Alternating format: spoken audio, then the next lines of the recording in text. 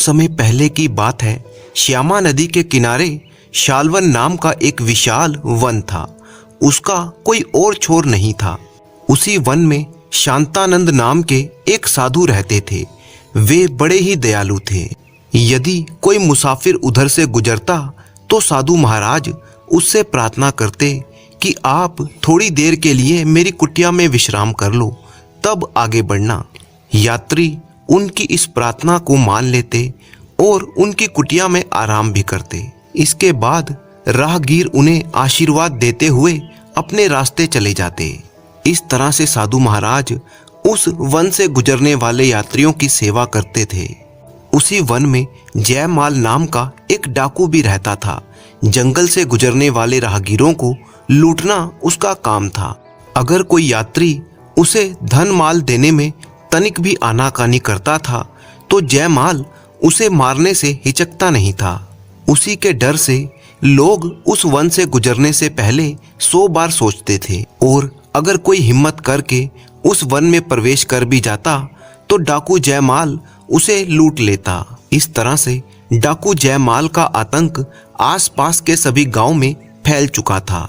एक दिन की बात है, गांव के कुछ लोग इकट्ठा हुए और वे डाकू जयमाल से छुटकारा पाने के लिए आपस में योजना बनाने लगे। उनमें से एक ने कहा, जयमाल डाकू का आतंक तो दिनों दिन बढ़ता ही जा रहा है, उससे निपटने के लिए हमें क्या करना चाहिए। एक ने कहा, भाइयों, संगठन में बहुत ही शक्ति होती है। यदि हम सब मिलकर उस पर धावा बोल दें तो कैसा रहेगा। इससे तो हम सहज ही उसे अपने कब्जे में ले लेंगे, तब हम उसकी गर्दन उड़ाकर उसे मार देंगे। विचार तो तुम्हारा बहुत ही उत्तम है, तो फिर देरी किस बात की, आज ही जयमाल डाकू पर धावा बोल दिया जाए। उसी समय सभी लोग अस्त्रों शस्त्रों से लैस होकर शालवन की ओर चल पड़े। वन में पहुंचकर वो डाकू जयमाल को ललकारने लगे। कहाँ छिपा हुआ है डाकू जयमाल, बाहर निकल, देख आज हमें तो लूट नहीं पाएगा। तेरी मौत बनकर आए हैं आज हम, आज तू हमसे बच नहीं पाएगा। शिकार की टोह में झाड़ियों में छिपे हुए डाकू जयमाल ने जब इतने सारे लोगों को अपने विरुद्ध बोलते हुए देखा तो वो बुरी तरह से चौंक पड़ा और मन ही मन में सोचने लगा, आज अगर मैं इस झुंड के हाथों में पड़ गया तो मेरी खैर नहीं। जबकि वो लोग लगातार डाकू जयमाल को ललकार रहे थे। कहाँ है रे तू जयमाल, बाहर निकल। झाड़ियों में छिपा हुआ डाकू जयमाल सोचने लगा, यहाँ तो ये लोग मुझे ढूंढ ही लेंगे, कहीं और छिपकर ही मुझे अपनी जान बचानी चाहिए।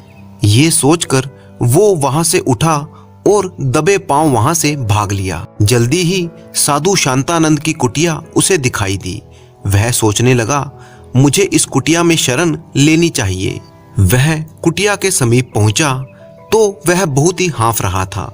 साधु शांतानंद ने उसे देखा और कहा, कौन हो तुम, इस तरह से हाँफ क्यों रहे हो। जयमाल ने किसी तरह से अपनी उखड़ी हुई सांसों पर काबू पाया और कहा, साधु बाबा, कुछ लोग मेरी हत्या करने के लिए वन में मुझे खोज रहे हैं, उनसे मेरी रक्षा कीजिए। जा, तू अंदर कुटिया में जाकर छिप जा। जयमाल ने ऐसा ही किया और कुटिया के अंदर जाकर छिप गया। तभी जयमाल को खोजती हुई लोगों की भीड़ कुटिया के पास आ पहुंची और साधु शांतानंद से पूछने लगी, बाबा, आपने इधर से एक आदमी को गुजरते हुए देखा है क्या? तुम किस आदमी की बात कर रहे हो? हम जयमाल डाकू की बात कर रहे हैं साधु बाबा। उसने लोगों को बहुत सता रखा है। निर्दोष और निहत्थे लोगों को लूट लूट कर वह अपना खजाना भरता है और मौका पड़ने पर लोगों को मार भी डालता है। आज हम उसे मारने आए हैं बाबा। तुम डाकू जयमाल को क्या मारोगे? वह तो पहले से ही श्यामा नदी में डूबकर मर चुका है। क्या ये आप क्या कह रहे हैं बाबा? डाकू जयमाल मर चुका है? हाँ भाइयों, मेरे कथन पर विश्वास कर अपने अपने घरों को वापस लौट जाओ। कुटिया के अंदर छिपा हुआ डाकू जयमाल खिड़की से ये सब दृश्य देख रहा था और सोच रहा था, ओह, आज साधु बाबा के कारण मेरी जान बच सकी है। लोग साधु शांतानंद का बहुत ही आदर करते थे उसकी बातों पर विश्वास करके वे लोग वहां से लौट गए। लोगों के चले जाने पर जयमाल डाकू कुटिया से बाहर आया और बाबा से कहने लगा, साधु बाबा, आपने मेरे विषय में उन लोगों से झूठ क्यों बोला था? मैंने उनसे झूठ क्या बोला था जयमाल? तुम्हारे अंदर का डाकू मर चुका था, तभी तो तुम भयभीत होकर मेरे पास सहायता मांगने के लिए आए थे। ओह, बात तो आपकी सच है बाबा। जयमाल लोगों को मार काट करके उनसे धन लूटकर तुम अपना लोक और परलोक बिगाड़ रहे हो। इतना सब कुछ करने पर भी क्या तुम्हारे मन को शांति है? तुम निडर होकर अन्य लोगों की तरह जीवन गुजार सकते हो? नहीं, हर समय तुम्हें यही खटका बना रहता है कि कहीं कोई तुम्हें मार ना दे। बोलो, सत्य है ना? हाँ बाबा। कुछ सोचकर जयमाल डाकू ने साधु शांतानंद से कहा, साधु महाराज, आपकी बातों ने मेरी आंखें खोल दी हैं। मैं भी अन्य लोगों की तरह निडर होकर जीना चाहता हूँ। आप मुझे कोई ऐसा उपाय बताइए जिसको करने से लोग मुझे भी आपकी तरह आदर सम्मान से देखें। मैं वचन देता हूँ कि आप मुझसे जो भी काम करने को कहेंगे मैं उसे करूँगा। ऐसा है तब आओ मेरे पीछे पीछे। तब साधु शांतानंद समीप के ही एक पर्वत की ओर चल दिए और जयमाल उनके पीछे पीछे था। पर्वत की तलहटी में पहुंचने पर साधु महाराज ने कहा, जयमाल, इन 2 पत्थरों को अपने सिर पर उठाकर पहाड़ पर मेरे पीछे पीछे चलो। अच्छा साधु बाबा। जयमाल ने ऐसा ही किया और दोनों पत्थर उठाकर अपने सिर पर रख लिए और साधु बाबा के पीछे पीछे चलने लगा। 2-4 कदम चलते ही वह हाँफने लगा। तब साधु महाराज ने कहा, क्या हुआ जयमाल? साधु बाबा, पत्थर बहुत ही भारी हैं। अच्छा, ऐसा करो, एक पत्थर को फेंक दो। जयमाल ने एक पत्थर तुरंत ही फेंक दिया और पुनः साधु शांतानंद के पीछे पीछे चल दिया। कुछ दूर जाने पर जयमाल ने कहा, साधु बाबा, ये अकेला पत्थर भी कम भारी नहीं है, इसे लेकर अब मैं चढ़ाई नहीं कर सकता। अच्छा ठीक है, पत्थर को नीचे फेंक दो और मेरे पीछे पीछे पहाड़ पर चढ़ो। जयमाल ने तुरंत ही दूसरा पत्थर भी फेंक दिया और साधु बाबा के पीछे पीछे पहाड़ पर चढ़ने लगा। अब वह बड़ी ही आसानी से पहाड़ की चोटी पर पहुंच गया। वहां पहुंचकर जयमाल ने कहा, बाबा, आप मुझे यहाँ पर क्यों लाए हैं? तुम्हें एक शिक्षा देने के लिए। देखो, अब तक तुम्हारे सिर पर लूट मार और हत्या रूपी 2 भारी पत्थरों का बोझ था जो तुम्हें जनप्रिय रूपी पहाड़ पर चढ़ने नहीं देता था। इसीलिए तुम एक काम करो, आज से तुम लूट मार और हत्याएं करना बंद कर दो। जिन लोगों का धन तुमने आज तक लूटा है उन्हें वापस कर दो। तब जाकर तुम भी सब लोगों के प्रिय बन जाओगे। तब ही सब जगह भले आदमी के रूप में तुम पहचाने जाओगे। ठीक है बाबा, मैं ऐसा ही करूंगा, परंतु मैं इस बात को नहीं जानता कि मैंने जिन जिन लोगों से धन लूटा था वो कौन थे और कहाँ के निवासी थे। तब तुम ऐसा करो कि लूटा हुआ धन गरीबों और भिक्षा मांगने वालों में बांट दो। अच्छा बाबा, मैं ऐसा ही करूंगा। जयमाल ने ऐसा ही किया और वेश बदलकर वो नगर में गया और साथ में लाया हुआ सारा धन गरीबों और जरूरतमंदों में बांट दिया। धन बांटकर जयमाल वन में वापस साधु शांतानंद के पास आया। साधु बाबा, मुझे अपनी शरण में ले लो। आज तक मैंने कोई भी अच्छी बात नहीं सीखी है। मुझे अच्छी अच्छी ज्ञान भरी बातें सिखाकर मेरे जन्म को सफल कर दीजिए। साधु बाबा ने उसे अपना शिष्य बना लिया और कहा, जयमाल, जहाँ तक हो सके सदैव दूसरों का उपकार करो, दूसरों की सहायता करो। यही मानवता की सच्ची सेवा है और ईश्वर की सेवा है। जयमाल सच्चे दिल से साधु बाबा की सेवा में लगा रहता। साधु शांतानंद के सानिध्य में जयमाल ने पूरे 5 वर्ष गुजार दिए। इसी बीच साधु शांतानंद की कृपा से वह अत्यंत ही बुद्धिमान और सच्चे चरित्र वाला बन चुका था। तब एक दिन साधु बाबा ने जयमाल से कहा, जयमाल, आज तुम्हारी शिक्षा पूरी हुई है। अब तुम एक आदर्श पुरुष के रूप में परिवर्तित हो चुके हो। अब मुझे क्या करना है गुरुदेव? जयमाल, अभी तुम युवा हो, अभी तुम्हारे सामने एक लंबा व पूरा जीवन पड़ा हुआ है, इसीलिए अब तुम्हें कोई कार्य करके अपना जीवन यापन करना होगा। जयमाल ने निराश होते हुए कहा, गुरुदेव, सब जगह मैं एक डाकू के रूप में बदनाम हूँ, भला मुझ जैसे आदमी को कौन काम देगा? तुम उसकी चिंता मत करो, ये काम मैं कर दूंगा। ये कहकर साधु शांतानंद ने एक संदेश लिखा और वो संदेश जयमाल को पकड़ाया और कहा, मालवगढ़ के राजा शोभा सिंह मुझे बहुत ही अच्छी तरह से जानते हैं। तुम ये चिट्ठी उन्हें दे देना और वे तुम्हें कोई ना कोई काम लगवा ही देंगे। जयमाल वो चिट्ठी लेकर मालवगढ़ की तरफ चल पड़ा। जब जयमाल वहां से निकल गया तो साधु बाबा सोच रहे थे, कौन कह सकता है कि आज इतने विनम्र स्वभाव का स्वामी जयमाल कल एक क्रूर व क्रोधी डाकू था। जयमाल ने मालवगढ़ की दिशा पकड़ ली। एक दिन और एक रात चलकर वह मालवगढ़ जा पहुंचा। वह राजा शोभा सिंह के पास पहुंचा। महाराज, शालवन में रहने वाले शांतानंद साधु ने आपके नाम यह पत्र भेजा है। ओह, शांतानंद जी ने आज हमें कैसे याद किया? जयमाल से चिट्ठी लेकर राजा शोभा सिंह उसे पढ़ने लगे। चिट्ठी में लिखा था, राजा शोभा सिंह, इस पत्र को लेकर तुम्हारे पास जो आदमी आ रहा है वह 5 वर्ष पहले एक कुख्यात डाकू था। मेरे साथ रहकर 5 वर्ष बिताकर अब इसके मन का मैल पूरी तरह से निर्मल हो गया है। मेरे द्वारा दी गई शिक्षा के कारण इसकी कुंद बुद्धि अत्यंत ही प्रखर हो गई है। इसीलिए मैं चाहता हूं कि आप इसे अपना विशेष सलाहकार नियुक्त कर लें। आपका हितैषी शांतानंद। पत्र पढ़ने के बाद राजा सोचने लगे, ये आदमी एक समय में कुख्यात डाकू रह चुका है, क्या इसे विशेष सलाहकार जैसे महत्वपूर्ण पद पर नियुक्त करना ठीक रहेगा? परंतु तभी उनके दिमाग में दूसरा विचार आया। पूर्व में चाहे ये आदमी कुछ भी रहा हो, परंतु जब साधु शांतानंद जैसे अनुभवी आदमी ने इसकी सिफारिश की है तो निश्चय ही ये सुपात्र होगा। मन में ये विचार आते ही उन्होंने जयमाल से कहा, तुम्हारा क्या नाम है? जी महाराज, मेरा नाम जयमाल है। जयमाल, आज से हम तुम्हें अपना विशेष सलाहकार नियुक्त करते हैं। ओह महाराज, तब तो मैं बड़ा ही सौभाग्यशाली हूँ। उसी दिन राजा शोभा सिंह जयमाल को लेकर राज दरबार में पहुंचे और जयमाल से कहा, जयमाल, आज से तुम यहीं पर बैठोगे। जी महाराज।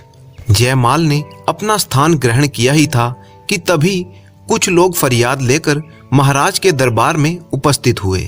वे एक फरियाद लेकर महाराज के दरबार में आए थे। उनमें 3 पुरुष और एक बूढ़ी स्त्री थी। तभी एक पुरुष ने आगे बढ़कर कहा, महाराज, इस बूढ़ी औरत ने हमारा सारा धन हड़प लिया है। आप इंसाफ करके हमें हमारा धन दिलवा दीजिए। महाराज ने कहा, हमें विस्तार पूर्वक पूरी बात बताओ, तभी हम कोई फैसला कर पाएंगे।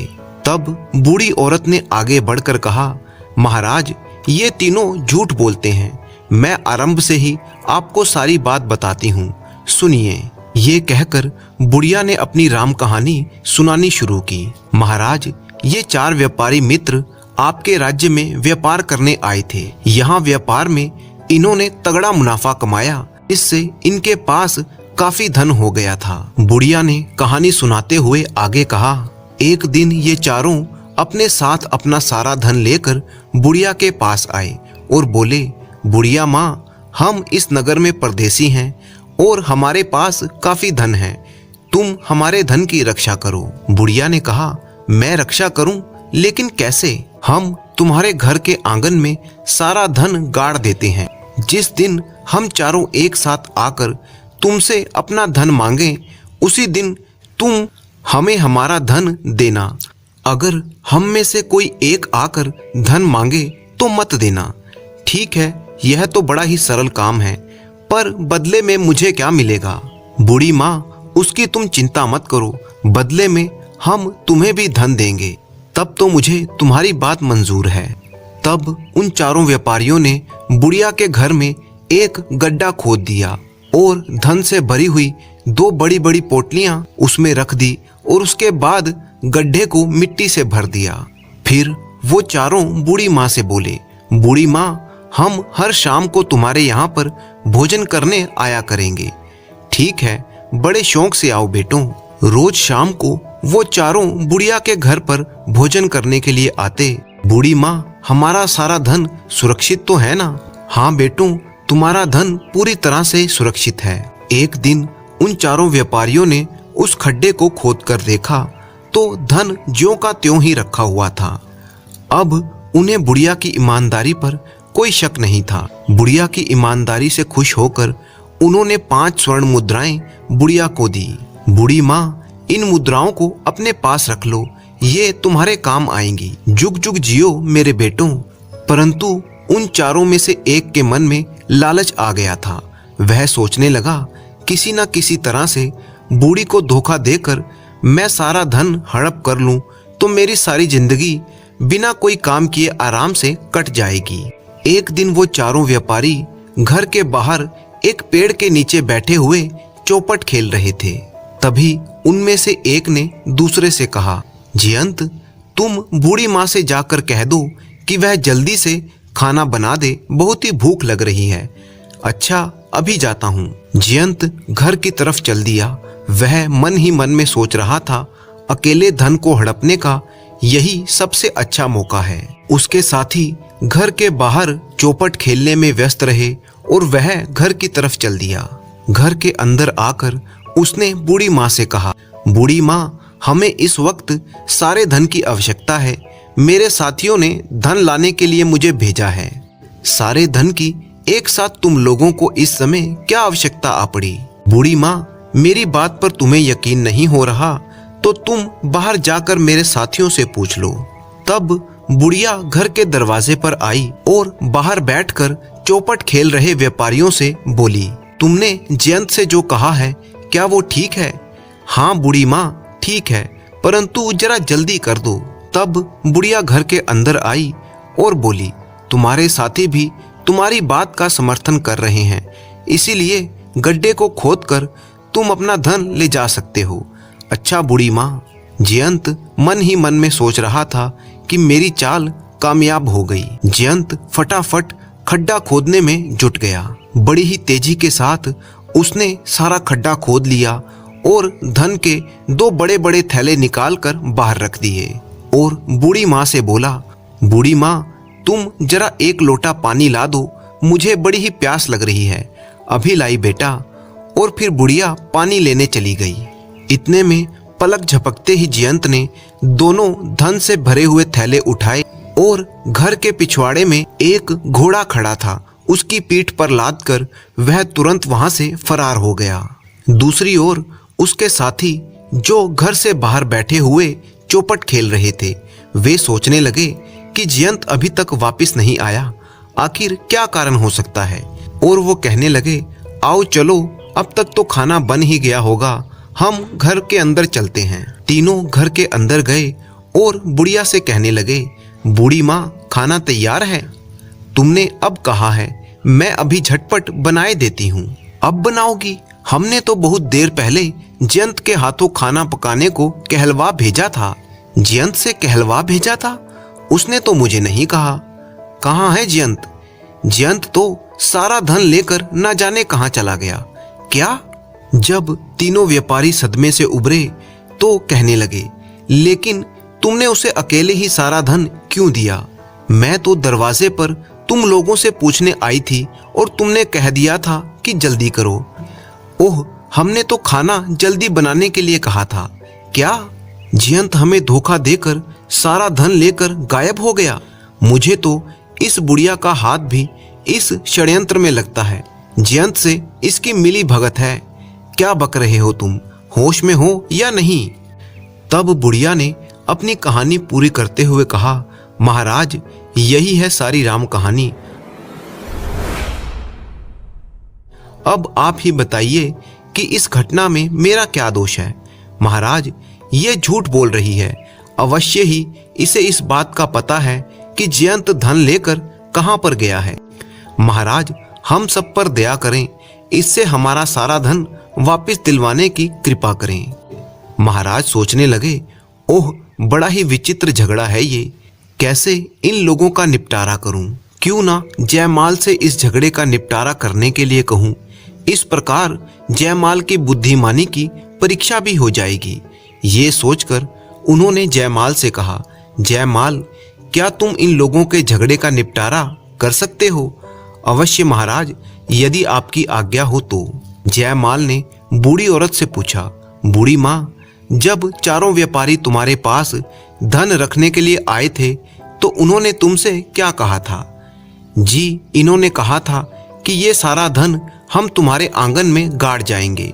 जब हम चारों एक साथ आएंगे तभी उस धन को देना, किसी एक के मांगने पर मत देना।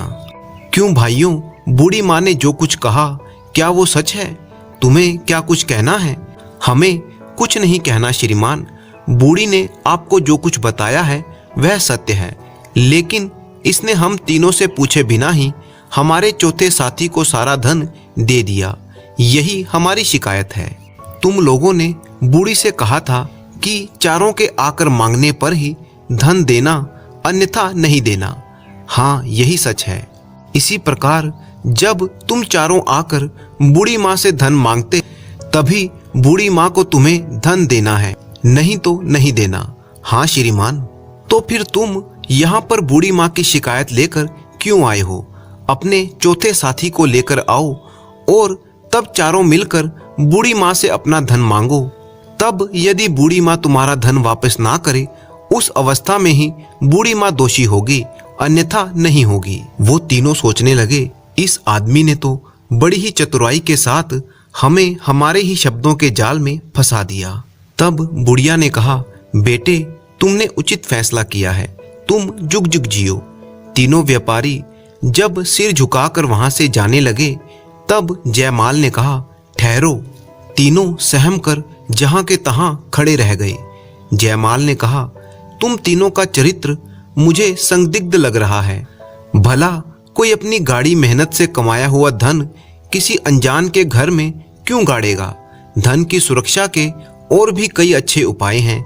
सच सच बताओ, तुम लोगों के पास इतना धन कहां से आया? श्रीमान, हमने व्यापार से वह सारा धन कमाया था, यही सच है। बिल्कुल झूठ, सच सच बता दो, वरना तुम्हारी खाल में भूसा भरवा दूंगा। श्रीमान, हम सत्य कह रहे हैं। महाराज, ये लोग ऐसे सच नहीं उगलेंगे।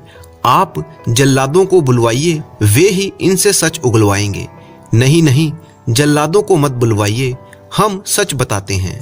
तो बताओ सच क्या है? सच ये है कि हम चारों साथियों का चोरों का एक गिरोह था और जो धन हमारा चौथा साथी लेकर फरार है वह धन भी चोरी से ही इकट्ठा किया हुआ था।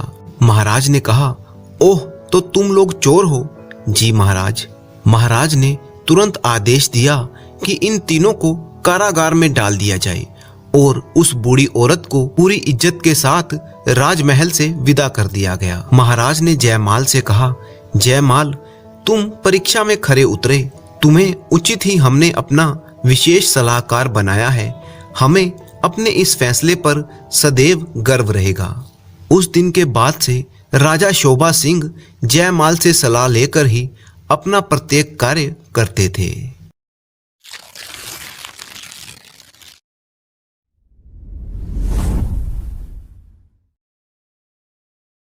सांझ का समय था। हरिपुर के राजा मलय जंगल से शिकार खेलकर अपने राज्य को वापस लौट रहे थे कि तभी रास्ते में उन्होंने देखा एक बालक जलती हुई चिता के पास खड़ा था। बालक को देखकर वह अपने घोड़े से उतरे और बालक के नजदीक जाने लगे। जब राजा उस बालक के नजदीक पहुंचे तो बालक कह रहा था, माँ, मैं तुम्हारी सौगंध खाकर कहता हूँ, मैं एक दिन बहुत बड़ा आदमी बनकर तुम्हारे सपनों को पूरा करूंगा। राजा उसके बिल्कुल नजदीक पहुंच गए और पूछा, बेटा, तुम कौन हो? बालक ने कुछ घबरा कर कहा, आप डरो नहीं, मैं हरिनगर का राजा हूँ। अभी तुम अपनी माँ के चिता के पास बहुत बड़ा आदमी बनने की सौगंध खा रहे थे। क्या मैं जान सकता हूँ कि इस बियाबान जंगल में तुम अकेले ही अपनी माँ की चिता के पास क्यों खड़े हो? तुम्हारे अन्य संबंधी और रिश्तेदार कहाँ पर हैं? महाराज, मैं और मेरी माँ तो इस वन में अकेले ही रहते थे, परंतु मरने से पहले मेरी माँ ने मुझे बताया था कि मेरे दादा बीसलगढ़ के अमीर सेठ धन्नामल थे। मेरी माँ और पिताजी ने प्रेम विवाह किया था। क्योंकि मेरी माँ बहुत ही गरीब घर से थी, इसीलिए दादाजी उन्हें बिल्कुल भी पसंद नहीं करते थे। विवाह के कुछ दिनों बाद ही एक दिन बगीचे में घूमते हुए मेरे पिता को सांप ने डस लिया, जिससे उनकी मृत्यु हो गई। इस पर मेरे दादा दादी ने माँ पर सारा दोष मढ़ दिया कि वो अपशकुनी और मनहूस है, जिसके आते ही उनके पुत्र की मृत्यु हो गई। ये कहकर उन्होंने माँ को घर से निकाल दिया। तब मेरी माँ गर्भवती थी। उस समय वो जंगल में आकर झोपड़ी बनाकर रहने लगी। यहीं पर मेरा जन्म भी हुआ। मेरी माँ ने मरते समय मुझसे कहा था कि जैसे भी हो मैं गरीबी के जीवन से बाहर निकलकर धनवान बनूं और योग्य बनूं। महाराज, ये शब्द कहते ही मेरी माँ के प्राण निकल गए। उनके जीवित रहते तो मैं बड़ा आदमी बनने का वादा ना कर सका, इसीलिए उनकी चिता के समीप खड़ा होकर इस समय बड़ा आदमी बनने की माँ की आत्मा से वादा कर रहा था। महाराज, ओह बेटा, बड़ी ही दुख भरी कहानी है तुम्हारी। इस वन में रहकर तुम बड़े आदमी कैसे बन सकते हो? अच्छा ये बताओ, हमारे साथ हमारे राज्य में चलना चाहोगे? आपके साथ महाराज, हम तुम्हें पढ़ा लिखा कर बड़ा आदमी बनने में तुम्हारी मदद कर सकते हैं। इस बात का हम तुमसे वादा करते हैं। ओह, तब तो मैं आपके साथ बड़ी खुशी से चलने को तैयार हूँ महाराज। और फिर वह राजा के साथ उसके राजमहल की तरफ चल दिया। राजमहल में पहुंचने पर रानी ने पूछा, यह कौन है महाराज? महारानी, इसका नाम जय है। आज से यह हमारे महल में रहकर शिक्षा ग्रहण करेगा। रानी मन में सोचने लगी, महाराज भी ना जाने कैसे कैसे नमूने उठाकर महल में ले आते हैं। इन्हें कौन समझाए कि ये महल है, कोई अनाथालय नहीं है। महारानी, आप किस सोच में पड़ गई? कुछ नहीं महाराज, आप आज्ञा कीजिए। महारानी, आज से जय तुम्हारी छत्र छाया में पलेगा। राजकुमार और राजकुमारी की तरह ही अब तुम्हें इसका ध्यान भी रखना पड़ेगा। ठीक है महाराज। उस रात जय सोचने लगा कि उसकी कितनी अच्छी किस्मत है कि वो राजमहल में पहुंच गया। दूसरी तरफ महारानी सोच रही थी कि जय को महल से निकालने के लिए मुझे कल कुछ करना ही होगा। अगले दिन जब राजकुमार और राजकुमारी के साथ जय को भोजन परोसा गया तो राजकुमार और राजकुमारी को सोने के थाल में भोजन दिया गया, परंतु जय को एक पत्ते पर भोजन परोसा गया, जिससे कि वह नाराज हो गया और बोला, मैं इस पत्ते पर भोजन नहीं करूंगा। रानी ने कहा, क्यों? क्या पत्तल पर तुम भोजन नहीं खा सकते? खा सकता हूँ, पर इस भेदभाव के साथ नहीं। राजकुमार और राजकुमारी जी को सोने के थाल में परोसा गया है और मुझे पत्तल पर क्यों? ऐसी परिस्थिति में मैं केवल सोने के थाल पर परोसा हुआ भोजन ही करूंगा। ओह, गरीब का लड़का और अभिमान राजाओं और महाराजाओं जैसा। खाना हो तो खा, वरना मत खा। खाना तुझे पत्तल पर ही दिया जाएगा। यह सुनकर जय ने कहा, ठीक है रानी माँ, इस महल में मैं अब तभी भोजन करूंगा जब आदर सहित सोने के थाल में भोजन परोसा जाएगा। वह दिन कभी नहीं आएगा। जय अपमानित सा होकर वहां से चला गया। जय को किसी ने नहीं रोका और वह बोझिल कदमों के साथ महल के बाहर आ गया और वापस उसी जंगल की तरफ चला गया जहां से उसे लाया गया था। इधर जब महाराज महल में आए और उन्हें सारी घटना का पता चला तो उन्होंने रानी से कहा, ओह महारानी, उसे भी सोने के थाल में भोजन क्यों नहीं परोसा गया? महाराज, मैं उसकी परीक्षा लेना चाहती थी कि वो कितने पानी में है। तो तुमने क्या जाना महारानी, वह अत्यंत ही मगरूर और घमंडी बालक है। इसके सिवा उसके अंदर कोई भी विशेषता नहीं है। वह अपने जीवन में कुछ भी नहीं बन पाएगा। महारानी, बेशक उसे पत्ते पर भोजन परोसकर तुम उसकी परीक्षा लेना चाहती थी, परंतु तुमने ये ठीक नहीं किया। वह अभी बालक है, उसे अपमान महसूस हुआ होगा, कहीं वह महल से चला ना जाए। महाराज, महल का सुख वैभव छोड़कर वह कैसे जा सकता है भला? राजा तुरंत जय को महल में ढूंढने लगे, परंतु वह उन्हें महल में नहीं मिला। जय अवश्य ही जंगल में अपनी झोपड़ी में चला गया होगा। मुझे तुरंत वहां जाकर उस बेसहारा बालक को वापस महल में लेकर आना चाहिए। राजा मलय अपने घोड़े पर सवार होकर जंगल की तरफ निकल चले। इधर जब जय वापस जंगल में आ रहा था तो रास्ते में उसे एक ऋषि मिल गए, जिनका नाम सौमित्र था। उन्होंने जय को देखा तो पूछा, बेटा, इस बियाबान जंगल में तुम अकेले क्या कर रहे हो? कौन हो तुम? क्या घर से भागकर आए हो? नहीं ऋषिवर, ऐसी बात नहीं है। तब जय ने सौमित्र ऋषि को अपनी राम कहानी सुनाई। तब ऋषि ने कहा, तो तुम बड़ा आदमी बनना चाहते हो? हाँ ऋषिवर, पर समझ नहीं पा रहा हूँ कि मैं बड़ा आदमी कैसे बनूंगा। बेटा, यहाँ पर रहकर तुम बड़े आदमी कैसे बन सकते हो? बड़ा आदमी बनने के लिए बुद्धि की आवश्यकता होती है और बुद्धि विद्या ग्रहण करने से आती है। ओह, लेकिन महाराज, मैं विद्या कैसे ग्रहण करूंगा? मुझे कौन पढ़ाएगा? मुझ गरीब के पास तो शिक्षा ग्रहण करने के लिए बिल्कुल भी धन नहीं है ऋषिवर। बेटा, यदि तू सच्चे मन से शिक्षा ग्रहण करना चाहता है तो मेरे साथ चल। मेरे आश्रम में रहकर तू शिक्षा ग्रहण कर सकता है। ओह ऐसा? पर मैं आपको शिक्षा का मूल्य ना दे सकूंगा ऋषिवर। शिक्षा का कोई मूल्य नहीं होता बेटा, वह तो अमूल्य है। जय ऋषि के साथ उनके आश्रम में जा पहुंचा। आश्रम में रहकर ही जय ने शिक्षा ग्रहण करनी शुरू कर दी। साथ ही साथ वह आश्रम के कामों में ऋषिवर का हाथ भी बटाता था। इसी प्रकार दिन, महीने और साल बीत गए। जय अब एक युवक बन चुका था। तब एक दिन ऋषि ने कहा, जय, आज तुम्हारी शिक्षा पूर्ण होती है। मुझे इस बात पर सदैव गर्व रहेगा कि तुम मेरे सबसे सुयोग्य और बुद्धिमान शिष्य हो।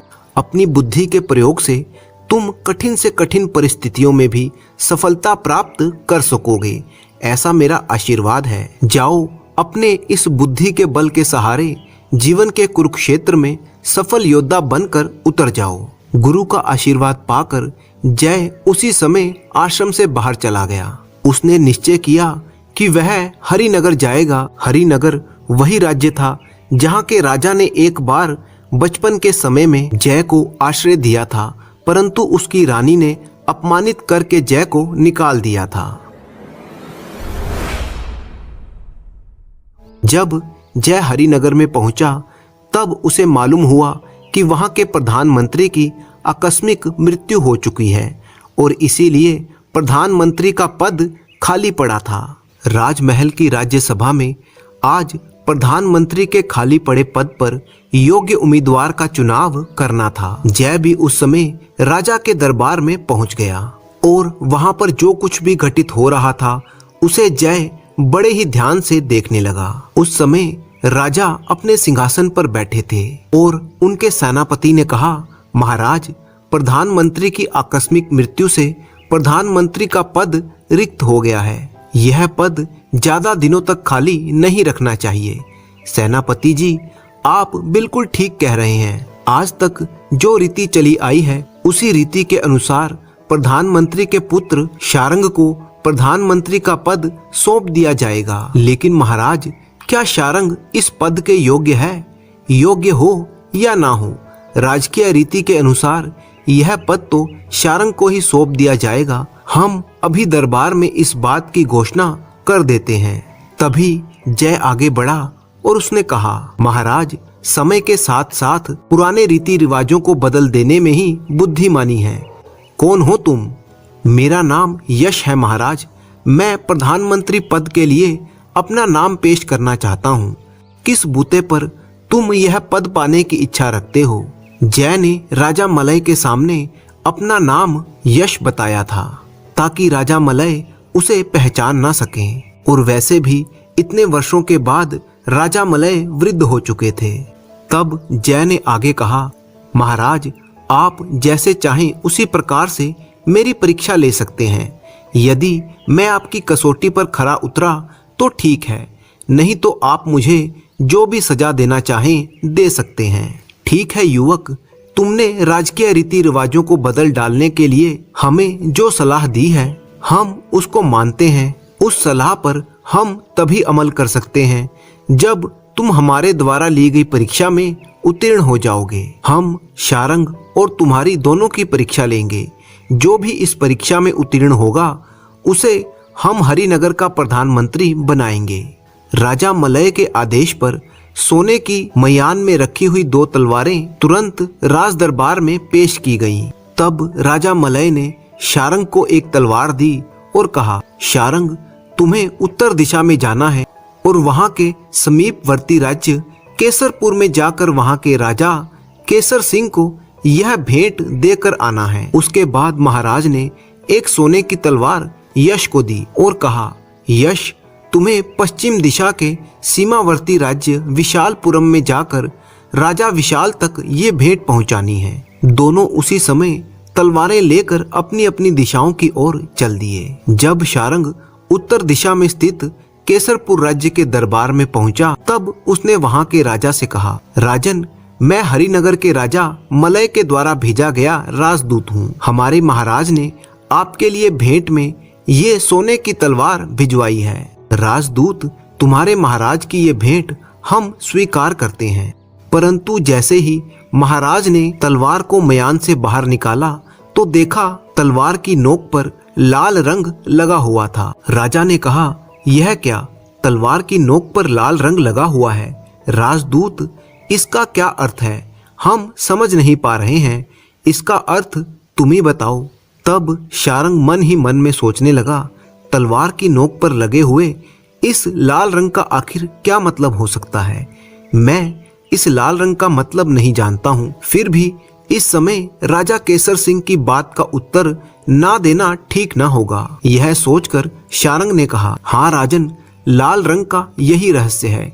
या तो आप हमारे राजा की तलवार की शक्ति स्वीकार कर लें, वरना हमारे महाराज की खूनी तलवार आपके राज्य में खून की नदियां बहाने से ना चूकेगी। ये बात है, तुम्हारे राजा को अपने ऊपर इतना घमंड है? जाओ उनसे कह देना कि अब युद्ध भूमि में ही शीघ्र तलवार की धारों का फैसला हो जाएगा। सेनापति जी, राजा मलय ने लाल रंग की तलवार भेजकर हमें चुनौती दी है। तुम आज से ही सेना को संगठित करना शुरू कर दो। बहुत जल्दी ही हम हरिनगर पर आक्रमण करना चाहते हैं। जो आज्ञा महाराज। ये सुनकर शारंग घबरा कर वहां से चला गया। इधर जय जब विशालपुरम में पहुंचा और वहां के राजा के सम्मुख प्रस्तुत हुआ तो राजा ने कहा, राजदूत, इस अद्भुत भेंट का रहस्य हमारी समझ में नहीं आया। तलवार की नोक पर लगे हुए इस लाल रंग का क्या अर्थ है? तुम ही हमें बताओ। जय उस तलवार के बारे में कुछ सोच में पड़ गया। क्या रहस्य हो सकता है इस तलवार पर लगे हुए लाल रंग का? बहुत सोच विचार के पश्चात उसके होंठों पर मुस्कान दौड़ गई और वह बोला, राजन, हमारे महाराजा आपका अत्यंत ही सम्मान करते हैं।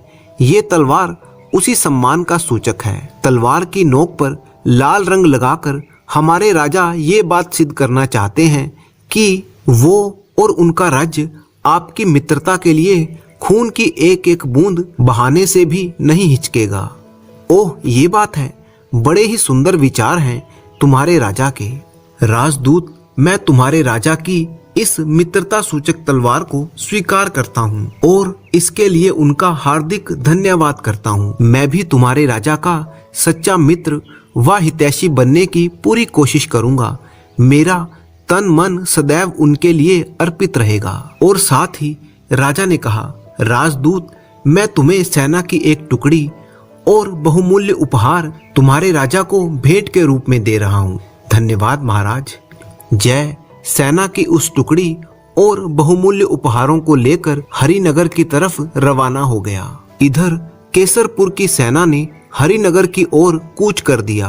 शारंग और जय दोनों ही हरिनगर में पहुंचे। तब राजा ने कहा, कहो शारंग, केसरपुर के राजा ने तुमसे क्या कहा? तलवार की नोक पर लगे हुए लाल रंग का तुमने उन्हें क्या अर्थ बतलाया? तब शारंग ने सारी बात उन्हें विस्तार से बता दी। ओह शारंग, ये तुम क्या कह रहे हो? केसर सिंह शीघ्र ही हमारे राज्य पर आक्रमण करने वाला है। जी महाराज। उसी समय एक गुप्तचर आया। महाराज, केसरपुर की विशाल सेना हरिनगर की तरफ बड़ी चली आ रही है। ओह, अब क्या होगा? इतनी शीघ्र तो हम अपनी सेना को सुगठित भी नहीं कर सकते। तब वहां पर मौजूद जय ने कहा, महाराज घबराइए नहीं, मैंने विशालपुरम के राजा को तलवार की नोक पर लगे हुए लाल रंग के विषय में जब जानकारी दी तो उन्होंने खुश होकर अपनी सेना की एक टुकड़ी मेरे साथ रवाना कर दी थी। वह टुकड़ी अब भी महल के बाहर खड़ी है। महाराज, चिंता करने से कुछ नहीं होगा। आप सेनापति जी से कहिए कि वो सेना के साथ केसर नगर की सेना का मुकाबला करें। पीछे से मैं अपने साथ लाई हुई सेना की टुकड़ी के साथ केसरपुर की सेना पर आक्रमण कर दूंगा।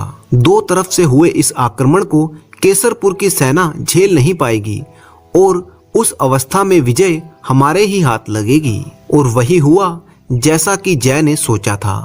युद्ध में विजय प्राप्त करने के बाद महाराज मलय ने शारंग और जय को अपने महल में बुलाया। जय, तुम्हारी वजह से हम जीत हासिल कर सके हैं।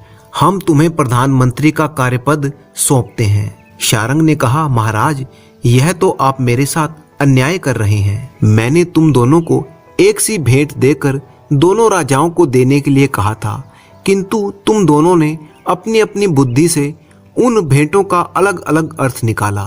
यश ने बुद्धिमानी और दूरदर्शिता से काम लिया, जबकि शारंग, तुमने अपनी मूर्खता से केसरपुर के राजा को सदैव के लिए हमारा शत्रु बना दिया। तब बताओ, हम तुम्हें हरिनगर का प्रधानमंत्री बनाएं या यश को? शारंग ने कोई जवाब ना दिया और सिर झुकाकर चुपचाप दरबार से निकल गया। तब महाराज ने घोषणा की, हम यश को हरिनगर का नया प्रधानमंत्री बनाते हैं। इसके बाद उसी रात को यश के प्रधानमंत्री बनने के सम्मान में उसे राजमहल में भोजन के लिए आमंत्रित किया गया। तब महारानी ने स्वयं अपने हाथों से यश को भोजन परोसा। प्रधानमंत्री बने हुए यश ने कहा, क्षमा करें महाराज, मैं भोजन इस चांदी की थाली की अपेक्षा सोने की थाली में करना पसंद करूंगा। ठीक है, हम उसका भी प्रबंध किए देते हैं। जब जय के लिए सोने की थाली में भोजन परोसा गया, तब जय ने कहा, देख लीजिए महारानी जी, जिस दिन के बारे में कभी आपने मना किया था, आज वह दिन आ ही गया। महारानी ने कहा, ये आप क्या कह रहे हैं प्रधानमंत्री जी?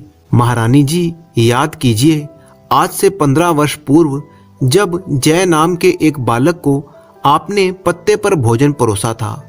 ओह हाँ, याद आया। उस हठी बालक ने तब उस भोजन को खाने से मना कर दिया था। उस बालक ने आपसे यह भी तो कहा था कि महारानी जी, अब वह तभी इस महल में भोजन करेगा जब आदर सहित सोने के थाल में भोजन परोसा जाएगा। हाँ, कहा तो था, लेकिन आपको उन बातों के विषय में कैसे पता है? मैं वही बालक जय हूँ महारानी जी। तुम जय हो? ओह तुम?